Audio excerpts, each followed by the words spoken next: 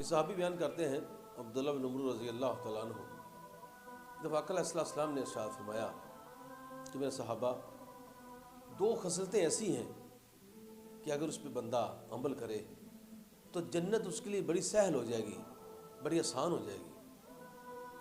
تو عبداللہ فرماتے ہیں یا رسول اللہ صلی اللہ علیہ وسلم ضرور فرمائیں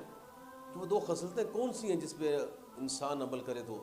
جنت کا راستہ اس کے لیے آسان ہو جائے گا، جنت میں جانا اس کے لیے آسان ہو جائے گا۔ تو پیارے نبی رحمت النبی رحمت اللہ العالمین موصل کائنات حضرت محمد مصطفیٰ صلی اللہ علیہ وسلم نے کریم آقا نے کریم ارشاد فرمایا کہ میرے صحابی وہ دو خصلتیں یہ ہیں کہ بندہ ہر نماز کے بعد 10 بار سبحان اللہ الحمدللہ اللہ اکبر یہ پڑھے، اور 5 نمازوں کے بعد 10 بار یہ پڑھتا رہے،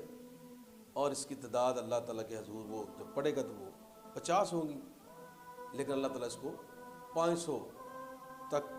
اس کا ثواب جو ہے اللہ تعالیٰ اپنے نامہ مال میں اس بندے کے نامہ مال میں یہ ثواب لکھے گا۔ اور دوسری خصلت آقا علیہ السلام نے ارشاد فرمائی کہ رات کو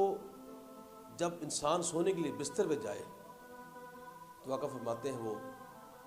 33 بار پڑھے سبحان اللہ، 33 بار پڑھے الحمدللہ،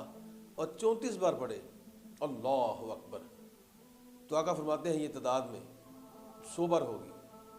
اور اللہ تعالیٰ کے حضور یہ 1000 بار لکھا جائے گا اس کا اجر و ثواب۔ پھر آقا نے فرمایا اگر بندہ ان باتوں پر عمل کرے تو اس کے لیے جنت کا راستہ آسان ہو جائے گا۔ اور تم میں سے کون ہے جو دن کے اوقات میں 4500 سے زیادہ گناہ کرتا ہے؟ تو صحابہ نے کہا یا رسول اللہ صلی اللہ علیہ وسلم اتنے گناہ تو دن میں کوئی بھی نہیں کرتا، ممکن نہیں ہے اتنے زیادہ گناہ اگر انسان کرے ایک دن میں۔ تو فرمایا یہ تمہارے سب نیکیاں لکھی جاتی ہیں،